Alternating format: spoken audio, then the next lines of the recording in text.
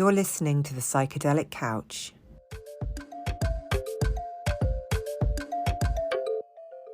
Before we delve into today's episode, which includes conversation around psychedelics, we want to remind our listeners that the use of illicit drugs carries significant risks and legal consequences. Psychedelic substances, including but not limited to LSD, psilocybin, DMT, and MDMA, are classified as illegal in many countries, including here in the UK. The possession, distribution, and consumption of these substances can result in legal penalties, including fines and imprisonment. Furthermore, the use of psychedelics can have profound effects on one's mental and physical health. While some individuals report positive experiences, such as expanded consciousness and therapeutic benefits, others may experience negative effects, such as anxiety, paranoia, and psychosis. These substances can also interact unpredictably with medications and exacerbate underlying mental health conditions. They are also not suitable for anyone under the age of 25. It's essential to approach the topic of psychedelics with caution and responsibility. The views and experiences shared in this podcast are for informational purposes only and should not be interpreted as encouragement or advocacy for the use of illegal substances. If you or someone you know is struggling with substance abuse, we encourage you to seek support from qualified healthcare professionals or local addiction support services. With that said, let's proceed with today's episode, keeping in mind the importance of informed discussion and harm reduction. Linda Zurak is a highly experienced and dedicated professional in the field of somatic movement therapy and embodied teaching. With over 25 years of experience, she has a deep understanding of the intrinsic connection between mental, physical, and emotional well-being. Her primary goal is to empower individuals to surpass their perceived limitations and live life to the fullest. Through her trauma-informed approach, Linda helps people identify and overcome the various blocks that hinder their vibrancy, empowerment, and freedom. She believes in the innate wisdom of the body and works to facilitate reconnection between individuals and their bodily intelligence. In essence, Linda's holistic approach to somatic movement therapy and embodied teaching fosters profound personal growth, leading individuals to live with greater authenticity, vitality, and fulfillment. Welcome, Linda. Oh, thank you. Oh, I'm so pleased to have you here today, Linda. Thank you. You know, we've known each other, I was thinking it's about 7 years. At least, yeah. At least 7 years, yeah, maybe longer. And have worked together, and I have learned so much from you personally and professionally. So I thought there was no better guest than having you come and speak about somatic therapy. Thank you. So maybe we could start just by explaining to people what it is. How is it different to traditional talk therapy? I think the easiest way to say it is, in the therapeutic world, we say that talk therapy is a top-down approach, meaning we're focusing on the mind, the thought, speaking, talking about experiences. And in somatic therapy, we say it's a bottom-up approach where we're approaching what we're working with through the physicality. Mm-hmm. And I think what's, really important about that is often people can say, yeah, I'm fine, I'm good, everything's okay. The brain and the mind can cope with a lot and can seem okay. But then the body, when we look at the body, it holds a different reality. There can be loads of tension held in the body. There can be ways that the person isn't present in their body. So there's, I like to say, a disconnect between what the head says and what the body tells me. Mm-hmm. And are you noticing or seeing that in terms of tightness, tension, pain? It's a little bit of everything. I would say definitely the tension. So the muscular tension is how we look at it is a form of armoring or protection. Somebody has really rounded shoulders. It can mean that they text a lot, but it also can mean that they're protecting their heart, or there's a way that their life has been such that there's a bit of resignation or a way that they live life that shows up in their body and their physicality. Mm-hmm. And another way is, do they breathe? How do they speak? Do they look comfortable in themselves?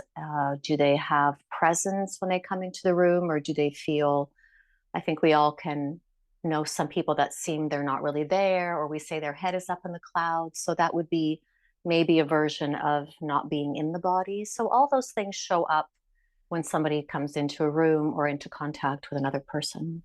So almost from the moment they enter, you can Mm-hmm. you can read their body, their language. I Yeah. guess you're Yeah. feeling what you're experiencing in your own Yes. system. Yeah. Yeah. So how does somatic therapy address that connection then between the physical, emotional, and psychological? Hmm. I suppose for most people, when they come to somatic therapy, it's usually because they've either done a lot of coaching or they've done a lot of talk therapy, and there's some way that it's been beneficial, and then they can sense there's something more, or there's another level that they need to work at. Usually, they have an idea that it's through the body. Either somebody has told them, maybe a body worker, or they have some sense of it, or because somatic is such a buzzword now, they just have this idea like, yeah, maybe I need to explore something through the body. So it's a way that they know intuitively that there's a connection. And then once we start working through the body, they can really sense, oh, wow, this is the first time I use my body to experience life. And certainly, like in the relational field, that we experience physically what happens in us internally.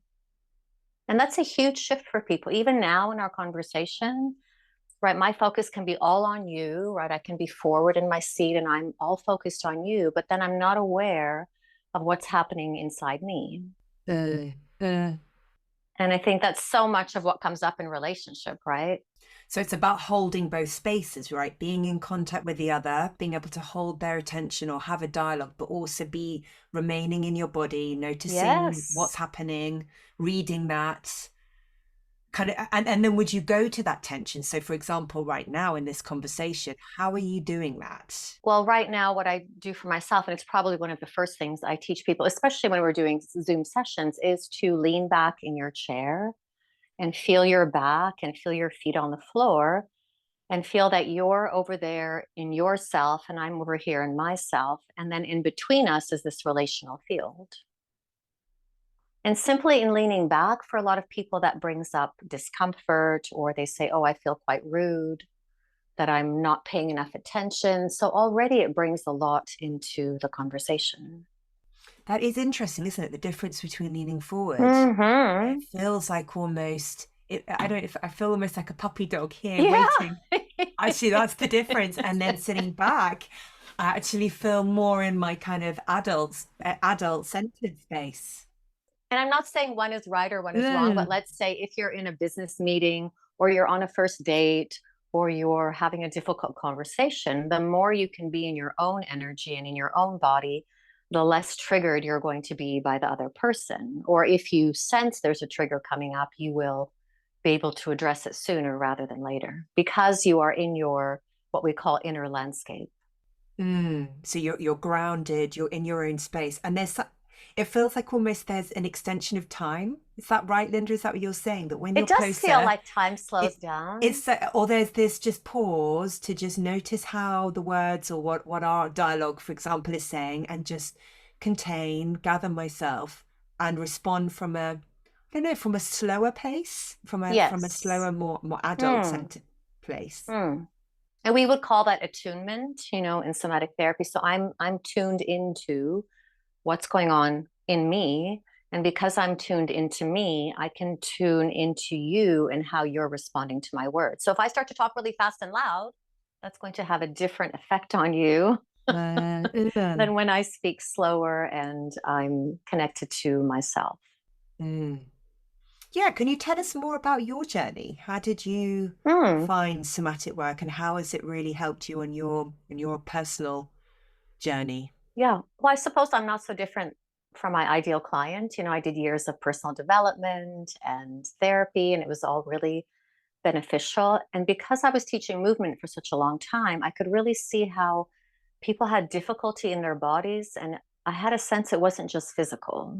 I always thought, why can't they do what I'm asking? Or why is it so difficult to work with this person? And now in hindsight, I can see it's because they were dissociated or there was something happening in their nervous system that I didn't know about. And so I was running a Pilates teacher training program, and one of my students was a somatic therapist. And when she shared about what she did, I just really intuitively knew that that's the missing piece for me. And so, we're now very good friends. And in a way, she completed my training, I completed her training. And so that really informed how I work with movement and how I worked with my clients. And it really affected all areas of my life, and certainly my own history and being able to maybe metabolize it. That's what I say. We have a lot of cognitive knowledge. I think we've never lived in a time where people are so aware of their stuff. But the awareness doesn't necessarily translate into a difference in relating. Yeah, or it's a cognitive awareness rather than Yes, yes, rather than an embodied one. exactly. Um, yeah, and that really resonates what you say. I mean, we've had conversations about this, that there's so far that talking therapy takes you, and especially as a sex therapist, and I've Yes, referred clients to yes. you that, really needing them to have that embodied experience, and working with someone where touch is permissible, and you can then really guide them into the body is so useful. Yeah, what role does trauma and stress play, in somatic therapy? Hmm. How do you approach that with clients? Well, I think we all can feel that stress has an impact on the body. There's a contraction when we are stressed. Our breathing is more shallow, our muscles are tighter, we almost get like a tunnel vision. So the contraction also happens when we experience trauma. There's a way that we either freeze a part of ourselves to survive, or we disconnect from a part of ourselves. So all of that, when worked through the body, starts to open or expand the body in a way that is different than talking about something. And there are times when a person doesn't remember something, but when we do specific movement and breath work, because their body remembers something that they have forgotten, their body will start to move in a way that brings up a memory or brings up something that they haven't ever thought about, that they put away in their subconscious somewhere. And so it's quite fascinating, both for the person and for me, to see what happens when we just allow the body the space to tell its story in a way. Absolutely. And tell us about a session, because I'm thinking about, there was a particular one that we did, um, you know, and, and it was through the shaking. You had me in a almost like a sort of squat against the wall, and that induced this shaking, which then allowed me almost the state of consciousness change. That was a way in, um, to then start processing what was underneath. Just explain a little bit about, Yeah. how it works. Well, I would say each person, just to put it so simply, each person's nervous system has a different capacity to hold stress and to contain experiences, contain emotion. Some people have a high level, so they can go through life holding a lot and carrying a lot of stress and tension and even trauma. And some bodies have less ability to hold that, to tolerate that amount of stress in the system. So it really depends on the structure of the person, their emotional makeup, their physical strength, how much they can tolerate in terms of, I like to say it's like bleeding the radiator. So there's certain movements that we can do to elicit and invite a little bit of releasing that tension. And there are lots of ways to do that, that can be very gentle, or they can be quite big and strong. And I don't want to say cathartic. It can be, but again, I like to work within the person's capacity to stay present in the work. So it's so individual. Uh, uh, So that goes, it's individual person to person, and there's specific exercises, but it's not like I come in with, like, now we're going to do this movement so that you can have this result. It really happens intuitively. but is there something about the shaking? Because that's my experience, and what's been fascinating is almost since you helped me find that place, Hmm, it hmm. now will come up naturally, especially in my Kundalini practice. I Yes, will notice, yes. and breath work, I'll notice the shake starts, and then I just get out the way and let the body kind of unravel, unfurl. Beautiful. Is that a common way in, or is It that? is. It is. So we could say that where we have stored stress and trauma, the part of us becomes a little bit frozen. And so when that shaking starts to occur, it's almost like a defrosting of that part of us that is held, the freezing to make it through life, to make it through the day. And so it almost allows you to have to inhabit more of your body because you don't have these pockets that are held and frozen. We all have those pockets inside of ourselves. So as you start to allow the shaking in a gentle way, it starts to unblock, like almost like a clog in the drain, it unblocks the system so that the shaking does come naturally. And if you think about children, right, when we're young, we're so full of energy and excitation that we can't sit still, right? So when daddy comes home and a little girl says, daddy, I'm so excited, look what I did, that's arousal and excitation. And when that gets blocked, that energy stays in the system. So what we're doing is we're just allowing it to exit in a way that feels to us so foreign because we spent so much of our life blocking that energy, because that's what we're taught. So our aliveness gets conditioned out of us. Sit still, pay attention. It's so unnatural for children to sit still. Mm, I mean, they no, need to move because they have a lot of energy running through their system because they're not yet blocked like we are when we're adults. absolutely. And I remember you saying to me, when the kids experience anger, get a cushion, let them punch it out. Yeah, Teach them from a young age that it's okay. This is energy, energy and motion. Just allow it to be expressed. And once that's happened, that the moment's over, the body has been allowed to process that. exactly. It's not that different than an orgasm. You wouldn't go and have foreplay for 5 months and never release because you would feel odd. There would be a lot of energy buzzing in your system that doesn't have any release. So we could say it's a form of arousal, towards life, towards our environment, and then it never gets any attention or it doesn't have a pathway out. Are there any, specific techniques or interventions that you could explain to listeners? Any doable things that people can start to weave into their lives? Well, I would say, the first thing that we shared is the awareness of your body. So a lot of people don't even know that there's something below the head, because we so much live in this head bubble. So anything that you can do to connect with your body in a way that you're in your body, it's not the same as working out, because I know that a lot of people can work out and zone out, right? You can be on the treadmill, zoning out, thinking about something else. You're not actually embodied, or you're at the gym or you're at Pilates or yoga and you're thinking about something else. So it's different to think about the body than it is to inhabit, so just a simple practice of either tapping different parts of your body or brushing with your hands.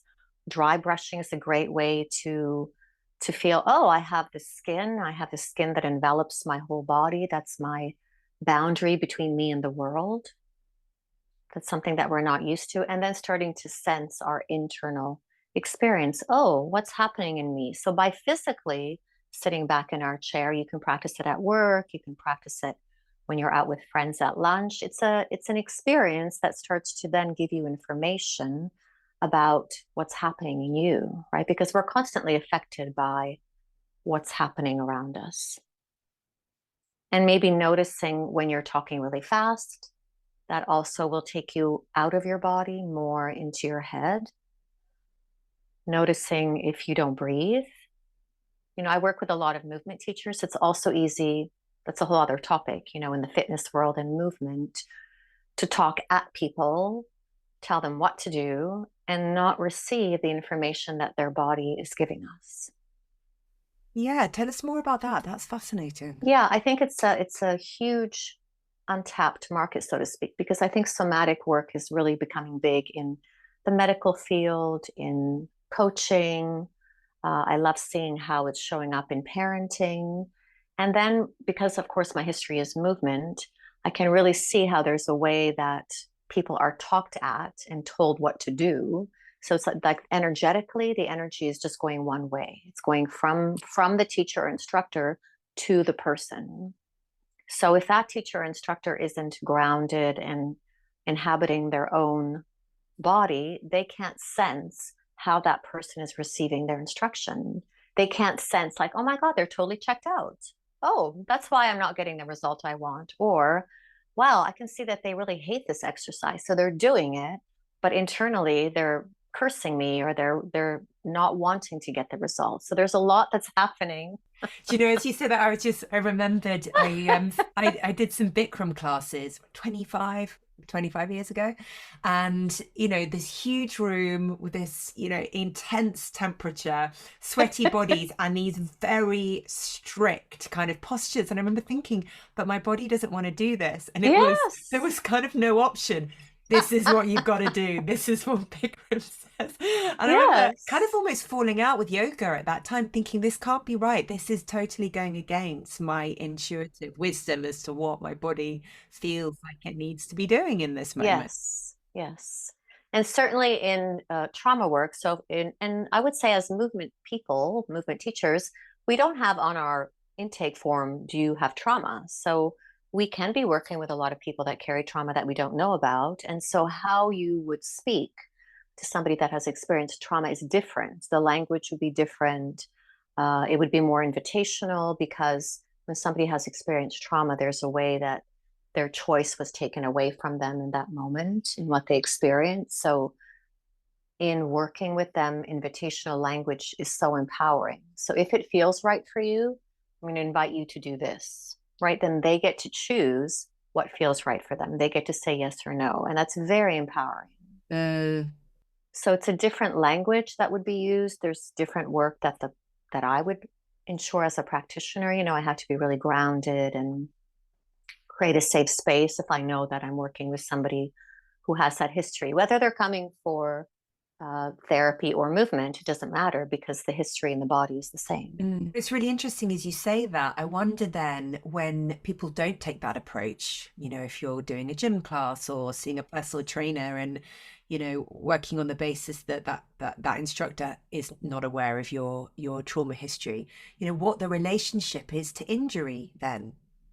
Right. To further That's a good injury. question. Wouldn't that be Sure. fascinating to know then? Absolutely. Well, think about it. If I'm checked out, because let's say, especially in Pilates, there's a lot of postures where you're lying down, you have your legs in straps, you're opening your legs. So if somebody has trauma, that's a very intimate position. And if there's somebody standing opposite you looking at your pelvis, I mean, that's very invasive. So they can check out. And if they're in a position that where they could hurt themselves, they will. Because Because if I'm not versed in seeing that they've checked out, I'll just continue telling them what to do. And then, oops, they fell, or oops, this happened. And it's very easy for that to happen. or the body's response, being a result of the kind of trauma signal turning on. Yes, yes. So then the person checks out, the instructor or teacher gets irritated because they're like, why aren't they doing what I'm telling them to do? Not recognizing they've checked out, a long time ago, maybe like from the start of the session. Right. So rather than saying, if you were more trauma informed, you could say, okay, let's take a minute and I want you to check into your body and I'm just checking in. How is it for you? Are you here with me? Or, like it's so okay to name that, not as there's something wrong, but to acknowledge and validate their experience.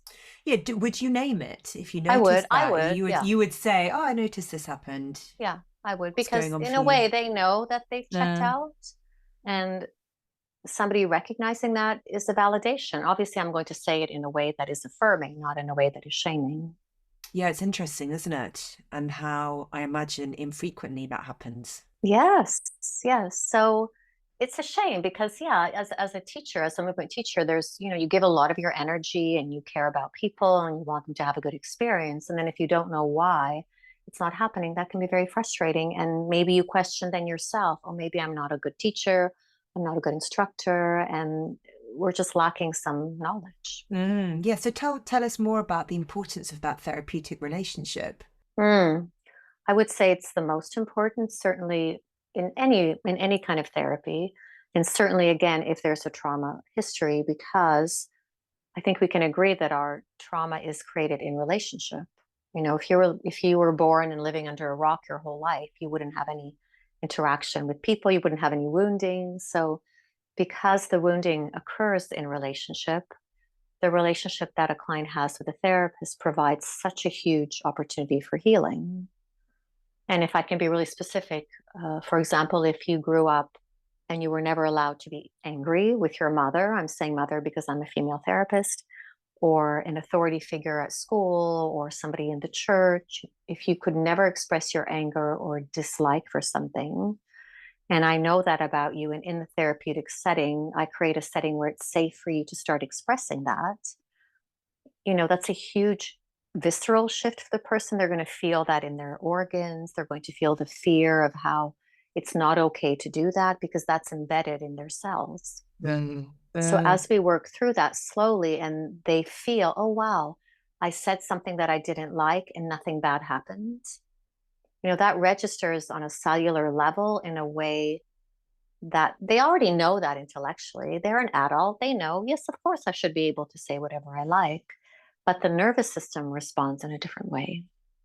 Yeah, and the body's having a different experience in that moment. Yes. Yeah. So our relationship and creating the safety and trust and it's really experiential. And certainly when I work in groups, it's so powerful because sometimes one to one, they could say, well, I'm paying you, so you have to say I'm doing well, or you have to make it good for me. But when it's a group and people get various feedback from different people, then they have to say, okay, I can see that this is a different truth than what I carry in my body.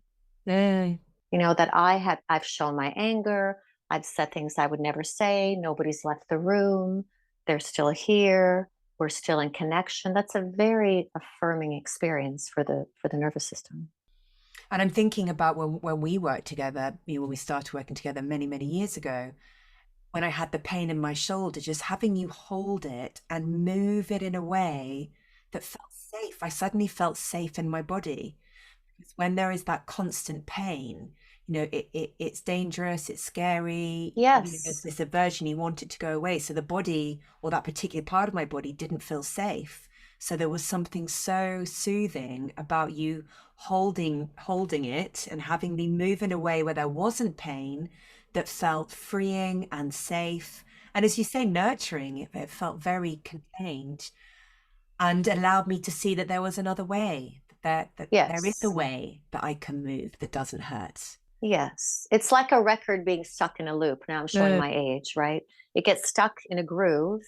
And so when the brain is stuck in that groove, if my shoulder hurts when I move it, when it has had the experience of the shoulder moving without pain, then it's almost like a new groove is created. So we're Yeah. trying to repattern that truth in the brain and in the body. Can you share any other like profound stories of healing?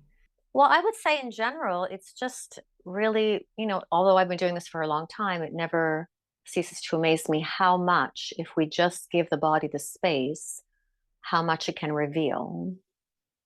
And I think why that's so useful is because a lot of us, in this culture where we prioritize intellect and the mind and understanding and labeling, when you come into the body and you give yourself permission to put that aside, the mind really calms down.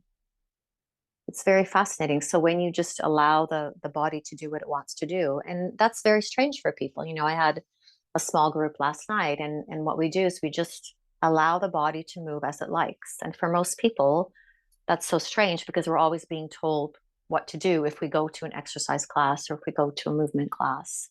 There's an instructor, they say, do this, do that. And there's a way that our body might want to move to release stress, to release something that we're holding. Um, and the more that we allow that, the more whatever is at the surface comes up. So there might be something that the body wants to let go of, but because it never has that space, it stays stuck in the system, so to speak.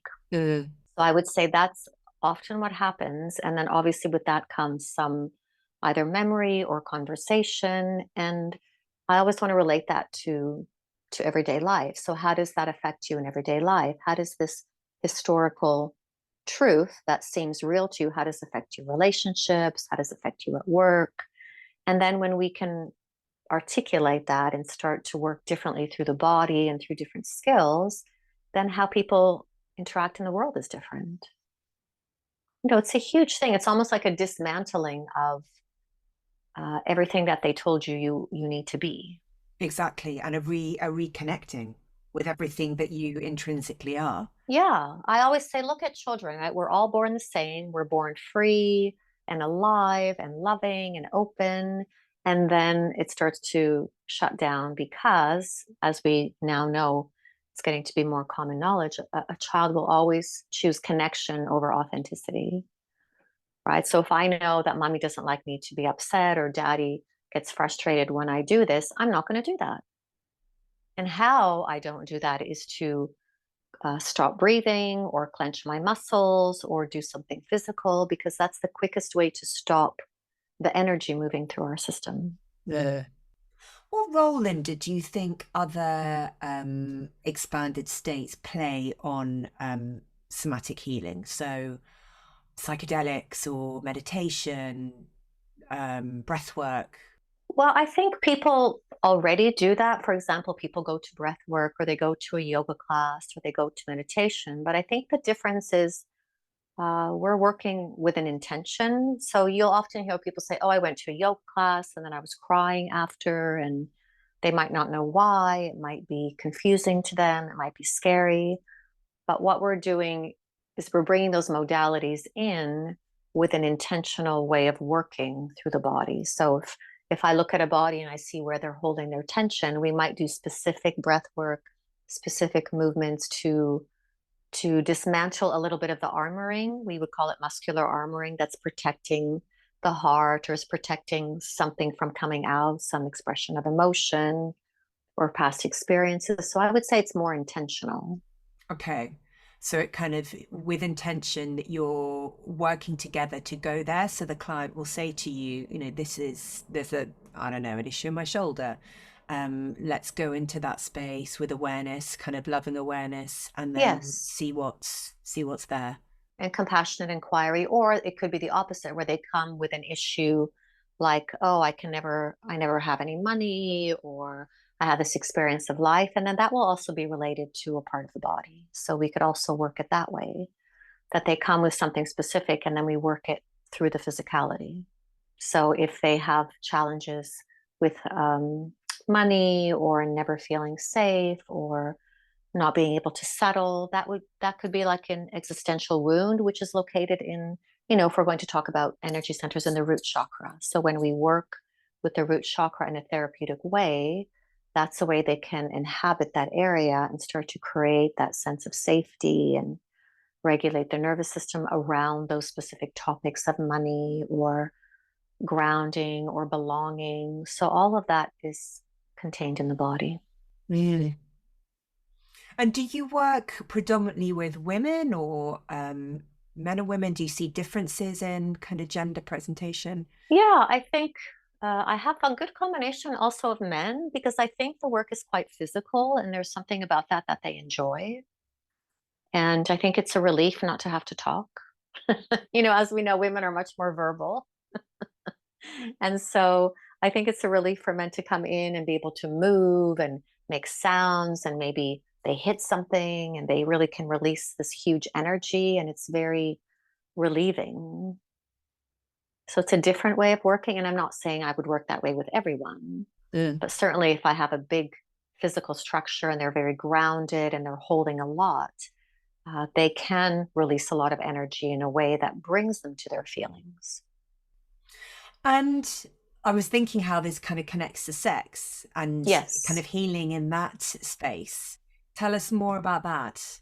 Well, I think so much of it has to do with our history, whether it's our home life or cultural or societal. So let's say if I have somebody that I'm working with, I'd like to be aware of their background, of their culture, of their religion, because if we're working through the body and they have issues about connecting with their body, or they've been shamed about their body and sex, then obviously we need to respect that and work accordingly. And I think what happens is when we think of sexuality, there's something around that is a very loaded experience. So I like to say aliveness, because our energy is our aliveness. We might use it for sex, but we can also use it for creativity. So somehow, if we move away from saying sexuality and we say aliveness, how do you kill your aliveness? How did you put it away? How has it been shamed? That somehow is more accessible to people. So aliveness rather than kind of eroticism. Yes, Because words have a big impact, because if I have somebody who's had a very religious upbringing and sex was shamed and don't do that and don't touch yourself and it's only for marriage, and there can be a lot that comes up using those words. So if we play with words, it has a very different impact. Yeah. It's the same as if I say, oh, I'm really nervous about talking to you today, or I could say I'm so excited. Yeah. Right? My body responds differently to those words. So aliveness is really the goal, and what you do with that. And I think in the Western world, we have this idea, oh, if I'm sexually aroused, I have to go and sleep with someone. Yeah. I have to do something with that energy rather than, whoa, I have a lot of energy in my pelvis. I can circulate that through my system. I can use it to go through my day. We're not versed in that modality. Mm. And I suppose the other way round, when people are experiencing a lack of desire or loss of desire, actually kind of noticing, what is that aliveness? What is that aliveness in your system? I can feel the wind in my hair or the touch of my clothes Yes. on my skin. When we are in the body, that can then lead us into a space where, we can start to feel that awakening. Yes. And I think that also gets confused. We confuse sensuality with sexuality. So when I say sensuality, I say we're experiencing life through the senses. So I almost say like our spidey senses. When you're walking down the street and the hair in the back of your neck stands up, that's information. Yeah. But if you're not in your body, you won't have that experience. So the more you inhabit your inner landscape, the more you can sense you're in a meeting or you're on a date and they're saying the right things, but something feels off. So when you are attuned to your insides, you can use that to your benefit in any experience. Like something felt off. So once I had that with a client, it was a movement client, and we had a lovely session, but I felt that something was off. I didn't know what. And then I just messaged him and I said, hey, I'm just checking in. Are you okay after our session?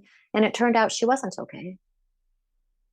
So when we can learn to trust that, then we don't have to go looking for external validation, like, oh, what do you think I should do? What about this? And we have this grounding in our truth and this trusting of our wisdom in our physicality that makes us feel just more relaxed and more secure. And I think we really saw that during the pandemic.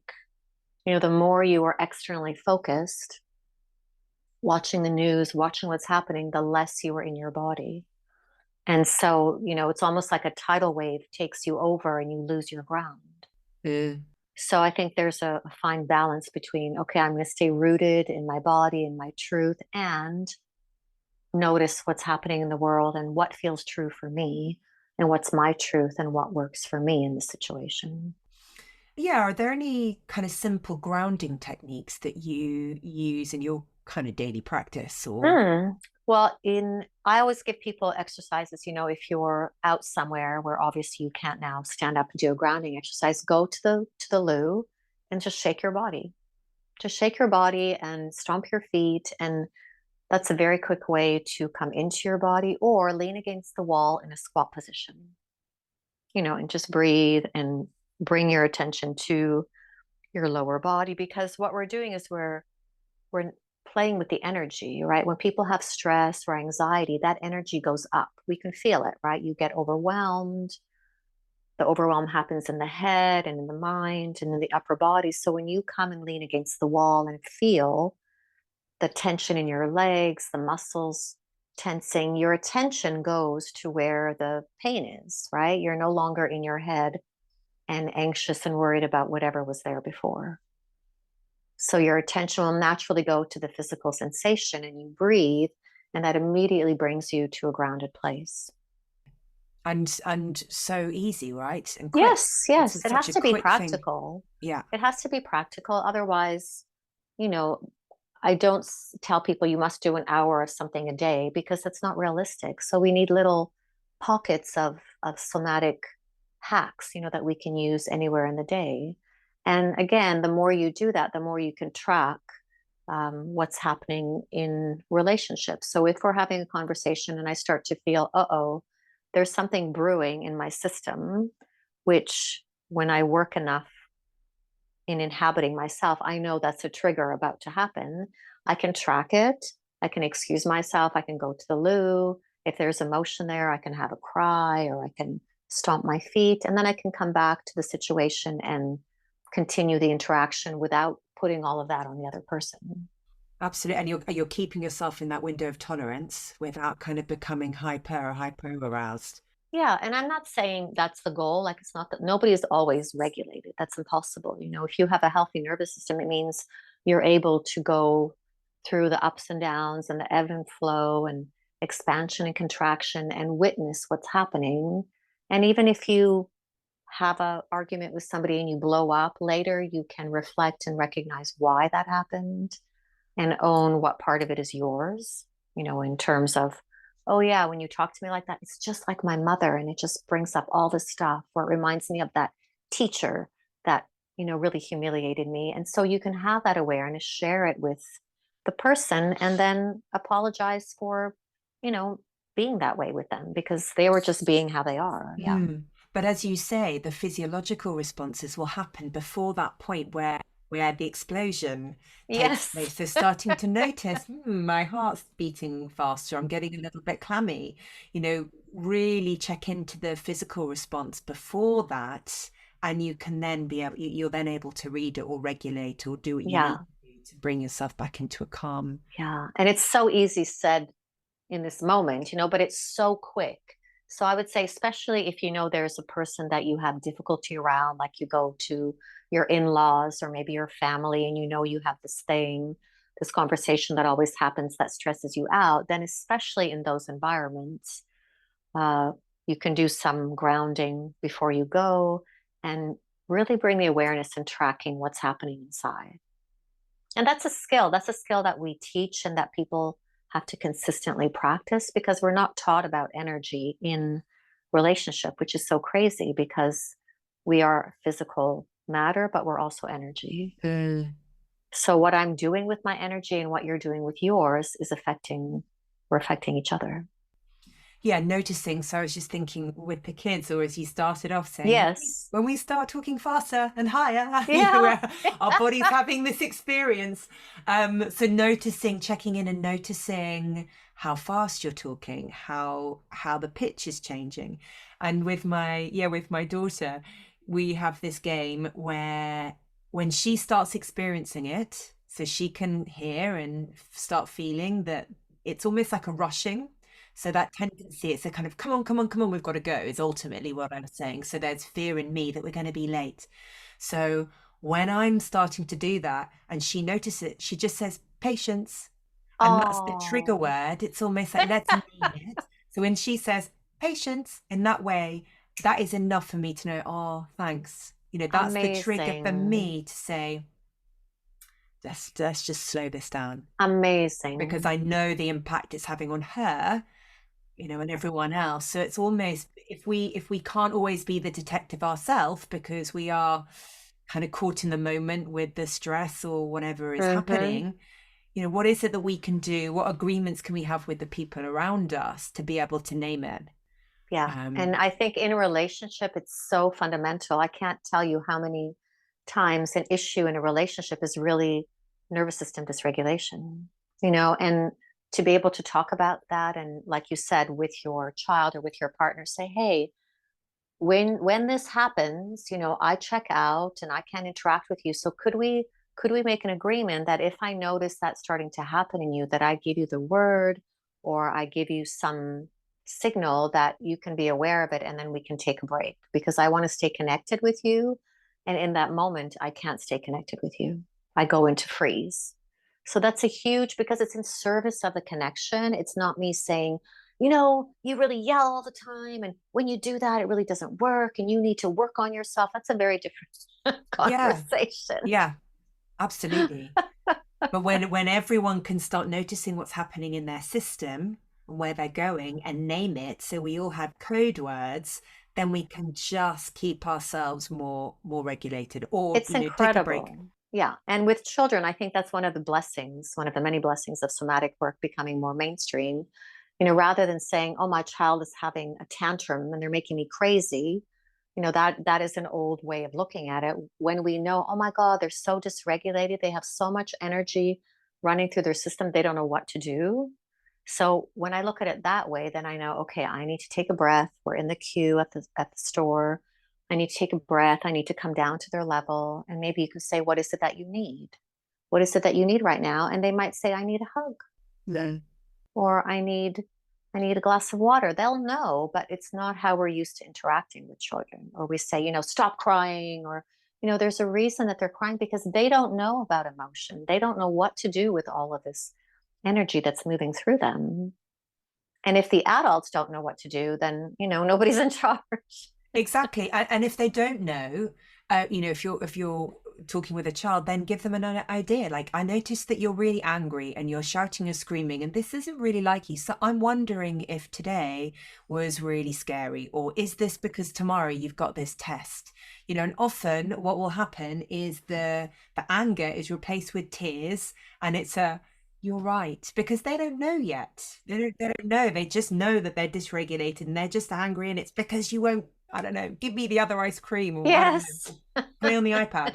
But actually just kind of acknowledging this is what's happening in our environment at the moment.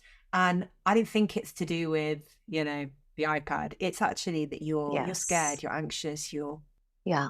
Remember, we're teaching them about emotion. And because we're not versed in emotion, it's not really the best inherited conversation that they're getting.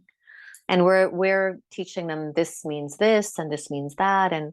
And when I work with people that come in and they right away say, I'm scared, I'm anxious, I'm this, I'm that, it doesn't necessarily help them because they become so associated with that label that there's no opening for anything else to occur. So the language of the body is sensation. So I could say, okay, what does that anxiety feel like? Does it feel like fluttering? Does it feel like squeezing? Do you sense it somewhere in your body? And once they can speak that way, like when we speak about the sensation, then the label isn't there and there's some more freedom around the experience. Mm. How do you work with people that struggle with interception? Good question. Well, I think first they have to become aware of their physicality, so having them touch their body with their own hands so that they can feel, okay, this is the outside of you, right? So there's an outside experience and then there's an inside experience. And how do you know if you're outside or inside? It's really, it can be like, okay, when you put your hand on your chest, can you feel from the inside that there is something on your chest? Can you sense that there's warmth there? So they're not used to being inside. Yeah. It's a very simplistic way of saying it, Yeah. but it's like when you're experiencing life from the inside out, it's very different than when you're outside experiencing life. It's much more stressful.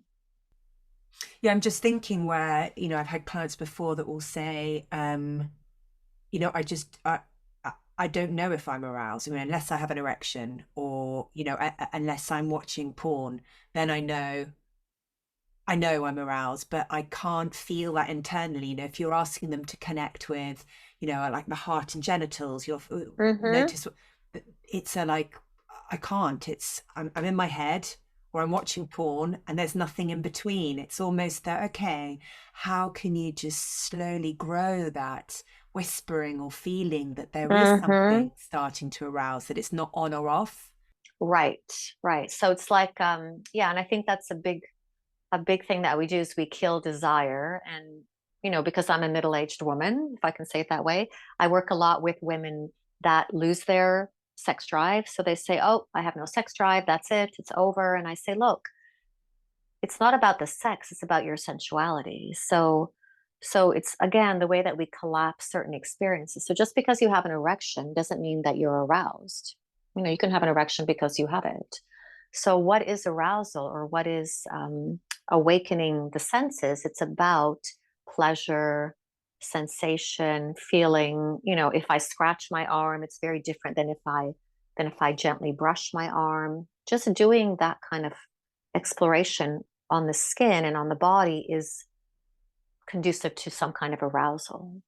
But I think because we're used to arousal being only genital, We don't experience like, whoa, I'm so aroused. Every cell in my body is buzzing. I'm feeling life with all of my cells. We don't live like that. Mm.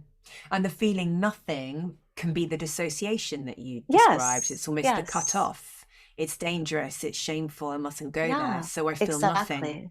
So there is a way, the more that we do embodiment work, that it's almost like the internal tube or the blockages start to unravel. And, you know, an orgasm isn't only genital, it can be a full body orgasm when when we're unblocked energetically. But again, because we're not taught that, and certainly if porn is the main way that we learn about sex, which unfortunately these days it is, when we're conditioned that that's what it should look like, anything other than that is not good enough or not okay or wrong or not conducive to the result of an orgasm. And it's not embodied, right? No, no. It's completely disconnected. It's a performance, it's a goal oriented experience rather than, hey, how can we explore pleasure together? Like how do we explore what feels good? What do you like? It's a lot of times I give people that play work, like go home with your partner and set aside an evening where you can explore different types of touch because we don't do that. And go into your own body, your own Yes. system. Yeah. And if that feels like too much to do with another person, do it on your own. Touch different parts of your body and notice how does it feel on the inside.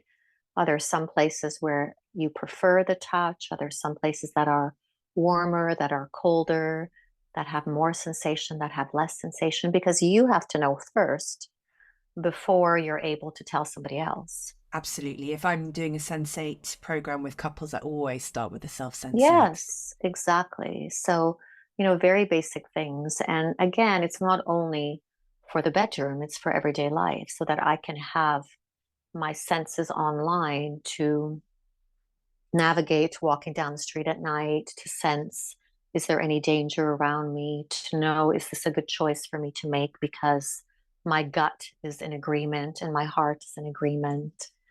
And I think that's also something that we're not versed in. Yeah, that's almost taught out of us, right? By Yes, yes. But mainstream education. children know. I always say, do you remember when you were little? I mean, I think everybody has had similar experience. You go to some family gathering and your parents say, go and kiss Auntie so and so, or go and say hello to Uncle Joe. And you're like, oh, I don't want to do that. But you do because obviously you want to please your parents. But internally, you have an experience that there's something yucky about that person or something that puts you off, right? So right away, we know we are so in tune when we're little people. Or if a child comes to an adult and says, are you okay? They sense that there's something not okay. And if the adult says, yeah, yeah, I'm fine, but they're not fine, then the child is taught to doubt its internal experience. What you're sensing is not true. And I'm not suggesting that we tell our children what's going on with us, but you could say, yeah, I'm feeling a little bit sad. Sometimes I get sad, but I'm okay. Well, those are the seeds of consent, right? That's how we start Yes, teaching that yes, to exactly. children. And I often say as well, if we've made plans and then it gets to that point and we really don't want to, we push through and we have to go, we've said we'll go, we Yes, have to go. Again, we're yes. teaching that I don't want to in this moment, but I'm told that I have to do it anyway. So modeling consent in that way by being really in tune with what you're experiencing and knowing what your yes is, being able to model your yes, being able to model the no. Um, and I'm thinking again in play, always saying to the kids, is your fun for everyone? Does that person, do they look like they were having a good time? They're saying no. I Now's the love time to that. back off. Just really, it's so important, right? Because we just think, oh, my partner wants to have sex, I better do it. This is Exactly. so we Yes. don't learn, and it's so important that internally and in the relational dynamic that we can learn to Yeah. trust our Yeah. yeses and our nos. And it doesn't have to be so black and white. So you could say, I'm not up for sex, but I could do like a makeout session with you. I'm up for Mm, that. Like mm. there's no way that we've learned to negotiate in a fun way. I'm not really up for that right now, but maybe I could get in the mood. I'm willing to try, or I'm willing to make out and see where it leads. We're just not taught that art of communicating and having fun and saying, okay, you're there, I'm here.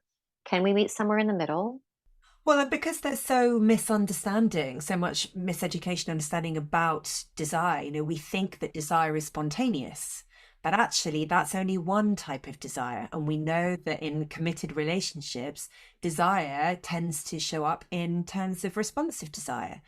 If we have the conditions where touch or we might play, it's through that we then switch on the desire.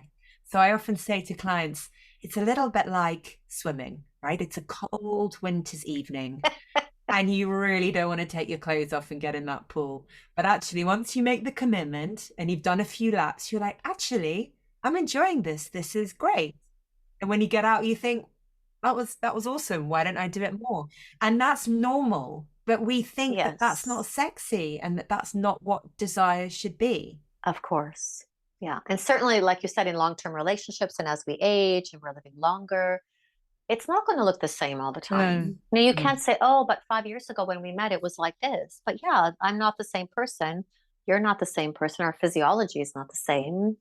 And we didn't know anything. we didn't know what was going to happen in the relationship. So I don't know if you're going Exactly. to call me back. That's exciting. The dopamine, phenylethylamine, all those wonderful chemicals are coursing through us. Yeah, yeah, and I think also it has to do a lot with if we're stacking resentments against the person, we're not going to be so open to allowing them to be in our arousal field. It can be it's like a subconscious form of punishment. Like, no, I'm just not going to be turned on with you. Mm, So mm. it's very sneaky, all of those things where we don't communicate, resentments, or we don't know how to get our needs met, and we just expect the person to know, that all affects Mm, arousal and connection. mm.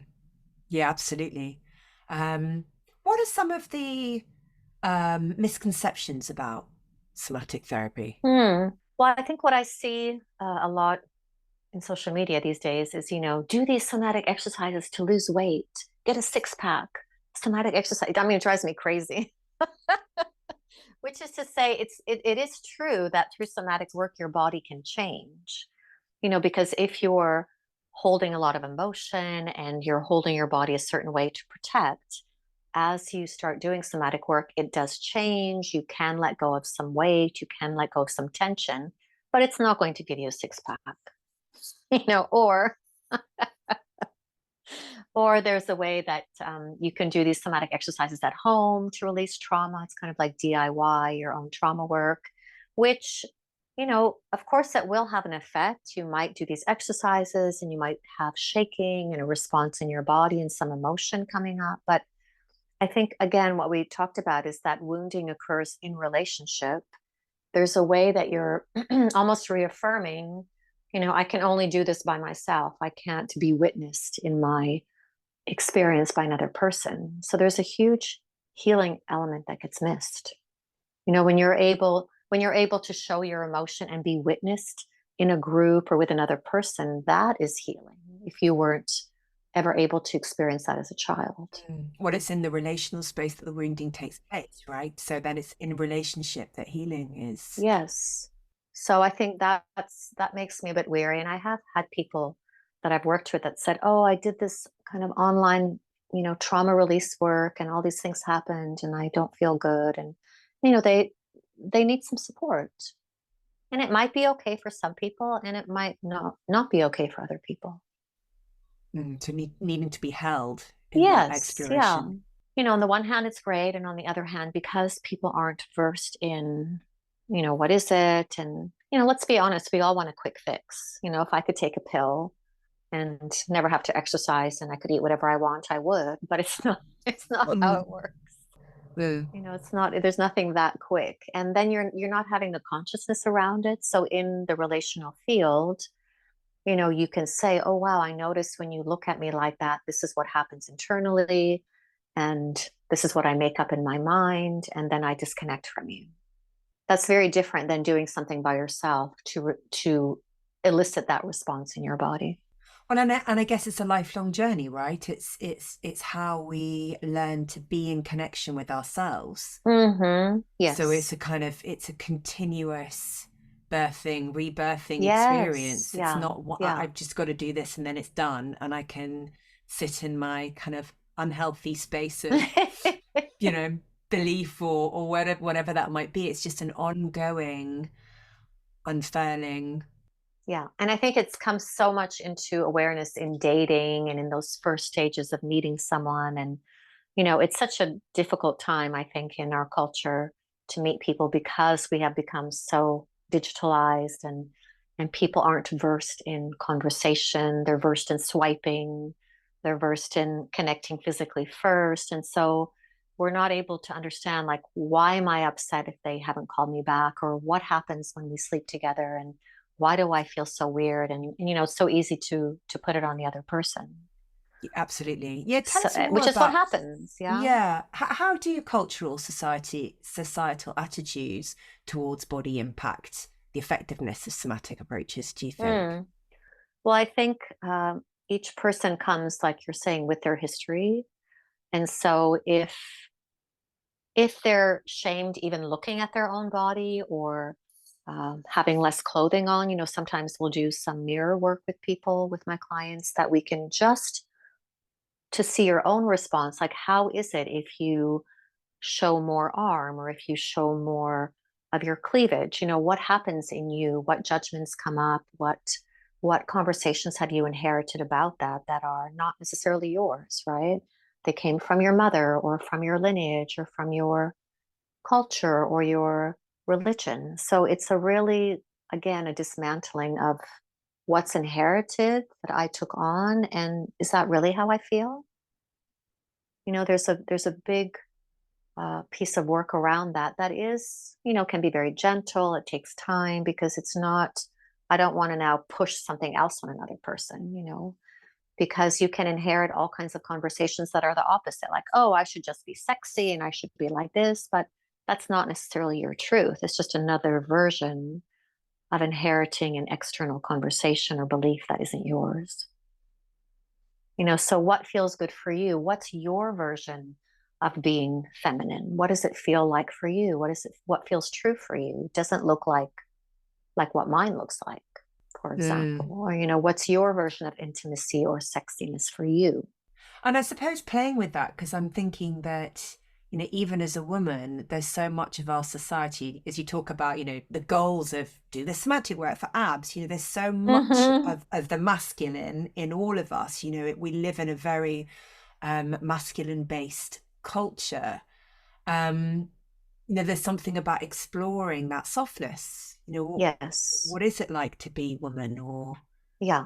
Yeah. Well, I think there's a place for the softness, and then there's also a place for anger. I think anger is also a big topic where it gets pushed down, and you have anger management, and you have to manage your anger. And, I don't really like that word, because, again, anger is an energy, right? It's an energy that wants to move through us, and it's giving us information. And there's a way to express it consciously, and there's a way to express it unconsciously, right? So I think that's a distinction that we don't have. So when I can consciously connect with my anger and express, oh, wow, I'm angry because a boundary has been crossed, or I violated my own boundary, or you violated a boundary, that's conscious. But when I'm just yelling and screaming at you and not knowing why, that's unconscious. And then that needs to be managed. So I don't really like that word personally. Mm. Yeah, again, I'm reflecting on my journey with Mm, you and through this mm, process, and I think, yeah, there was something really pivotal that happened with connecting to anger, and using the kind of yeah. mallet and the shouting no, and really just letting it come out in its full glory. There's something after that, almost like blowing the froth off a cup Yes. of coffee, that there was this softness underneath, and it almost felt like maybe that very kind of masculine projection Mm-hmm. moves away, or people saying, why are you so angry? Actually, they're kind of letting it be and letting it come out. Yes. allowed me to very much sit in or reclaim that feminine space. Yes, I so remember, because also anger is often a secondary emotion. It's what's covering, like you said, with your child, it's covering fear or pain, usually. I'm not saying that it's never anger. And when we don't express our anger in that conscious, clean way in its full capacity, it comes out sideways, meaning, there's like nasty remarks, you're nasty to your partner, there's little sarcasm. It just gets nasty, and you can see that in people. There's a way that it's always there under the surface. And so when we are free of it, then again, that energy has moved through us. And remember, the flip side of anger is passion. So if you aren't able to have your anger, you can't set boundaries, you can't stand for what's important for you, you can't really follow your passion, because it's all smushed down in the service of, oh my God, don't get angry, or manage your anger. So I would say it's about really being conscious about it and learning to be with it in a healthy way, and letting it show you what you need to know. I mean, there's a lot of angry women in the world. I was going to say, I was going to say, I bet I wasn't the first, and I bet I wasn't the last. Because there's this piece that women aren't allowed to be, right? So it Yes, just bubbles yes. under the surface. And I think it came out because I didn't have money for the parking machine, and I came into it, I was like, oh my God, I'm really frustrated that, and I'm scared I'm going to get a parking ticket, but I've just had to Yeah, leave my car. And that was the way in. It was just wonderful to then really allow that to, yeah. And that was just a trigger. But what do you think yeah, road rage is? Road yeah. rage is people are so full to the brim, it has to come out. Otherwise, they would blow up. It's like the container is so full. And so it comes out in all kinds of unhealthy ways. So it's not the point to put it away, and it's true. Once you clear it, then you're able to be like, whoa, okay, so now I understand. This is really important to me. I need to learn how to communicate that in future, so that I can get my needs met and I can feel good in this relationship. And I think menopause is a huge catalyst for that. It brings up all the times in life that women have put their needs second, or done something that went against a boundary or a true need, and all of that comes up. Certainly it did for me, and that's what I hear. And it's a great opportunity to kind of clear the past, so that you can move forward with a cleaner slate, and more empowered. And it's not just about hot sweats and HRT. It's about this real emotional transformational journey that I think isn't really spoken about. Yeah, absolutely. Tell us more about that. Yeah, I think there's a real grieving piece that doesn't happen. Um, we have, well, I mean, I think that's societal. We have this real resistance to endings and grieving things that we have lost. So it's natural to grieve. Wow, I had this amazing body when I was in my 20s and I never appreciated it. It's easy to grieve. Maybe you wanted children, you didn't have them. It's easy to have all of that come up, but then it gets squashed down and covered over with just the physical symptoms. So when we can metabolize, and when I say metabolize, it's really allowing the emotion to come through you, and feeling like what are you learning from the emotion? There's always something to be learned and integrated. Then you can let that go and leave it behind, and move forward again with this clean slate, We rather than carrying that. There's an anger towards society, there's anger towards men, there's anger towards, oh my God, my whole life I've been this way for other people and not for myself. So it's a real blessing. It can be, because our estrogen gets much lower, we're not so caring about bonding with people and worried about what we're going to say. That's why there's such a freedom in midlife, to be more free with what we say and how we say it, and we're not so taking care of other people. It's amazing. just to be ourselves and do our dance. Yes. And I think, this generation of that we're living in now, I think we're parenting in a different way, and hopefully our children won't have to wait till midlife to have that experience, but they will know sooner to be able to speak their needs, and be with their emotions, and allow that to influence, how they live. That would be such a gift. Yeah, and I think women, we have so much more available to us in our experience And that that's the piece men we've don't lost. have.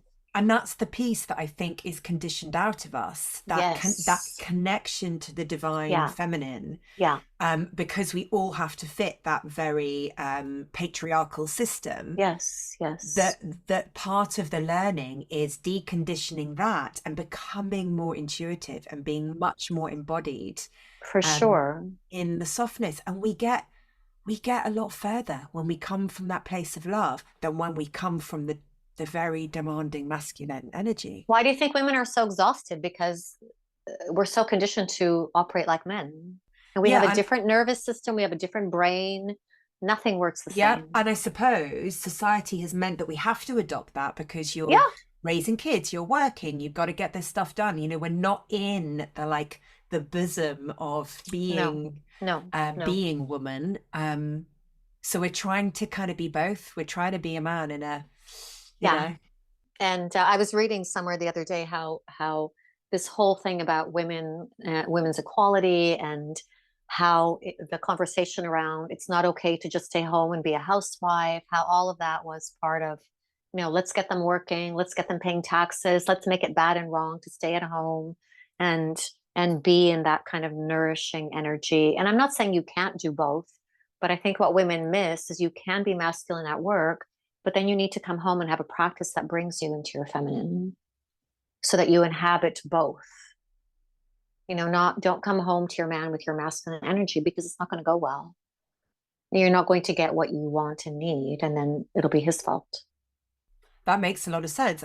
And I suppose that's hard to do, right? Because there's an expectation that both men and women play that role. Yeah. This is Yeah. the list of chores and stuff we've got to get done. We kind of are so ingrained Yes. in achieving. That's the school system from the moment that we're born, right? We have to feed that commerce. It is designed for us to feel broken and not good enough, and Yeah, but there's also somatic therapy for our misconception. abs. Exactly, but there's this misconception I can only achieve in masculine energy, which is not true, right? I can achieve in a feminine flow, in a soft way, in a different way than I can in my masculine. But I think that's the misconception. Yeah. I can do more. And then we wonder, oh, why am I not aroused? It's like, well, how can I be? I'm in this crazy energy all day long. There's no place for fluidity and sensory experiences and what I need to feel aroused. Mm. So it And to, doesn't have to be a big thing. It can be 5 minutes when you come home from work, you have 10 minutes, or you do something to get you out of that vibe. and to rest. It's not okay to rest. Yeah. Yeah. It's really interesting that even there has to be, if you're resting, well, watch a You're podcast. lazy, But or yeah, watch a podcast, do something. Like, who actually you can't just genuinely rest. has half an hour to do nothing, to drink a cup of tea and look at the trees, not be answering text messages? Yep. It's just, you have to eat and do something. It's so ingrained. It's ridiculous. It's frightening. So, there's no wonder we're all crazy and stressed out and angry. And I guess that comes from the Industrial Revolution, right? That everyone needs Yes. to Yeah. work. And, the less the mom is home with the children, the more they can be controlled elsewhere. Yes.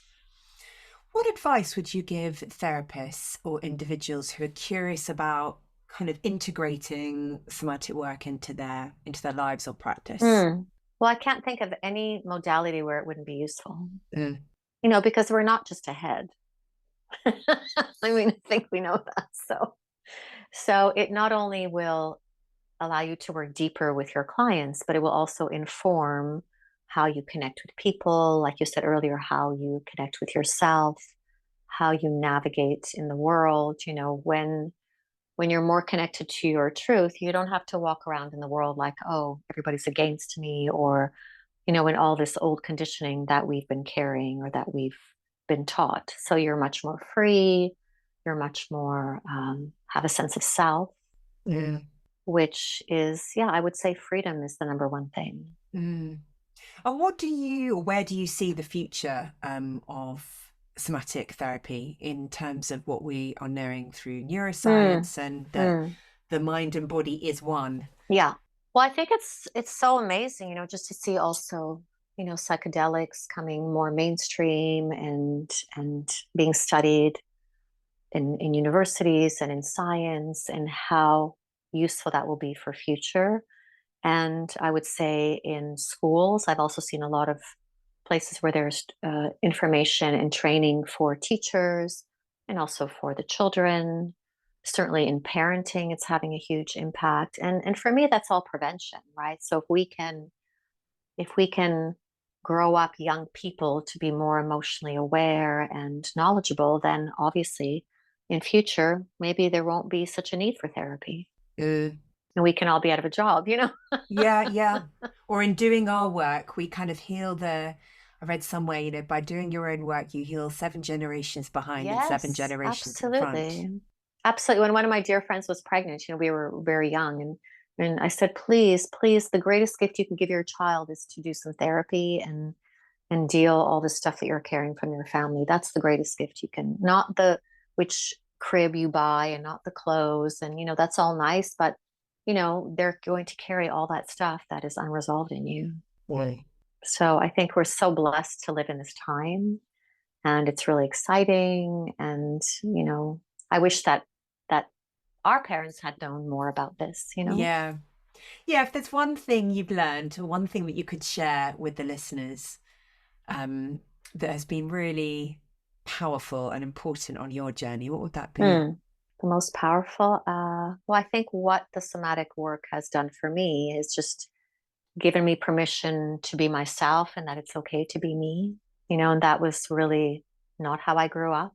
And I think there's a grounding and a place to rest in that is, yeah, it's really indescribable. And there's nobody that can take that away from me. And how I live in the world is so different than how I did when I was younger.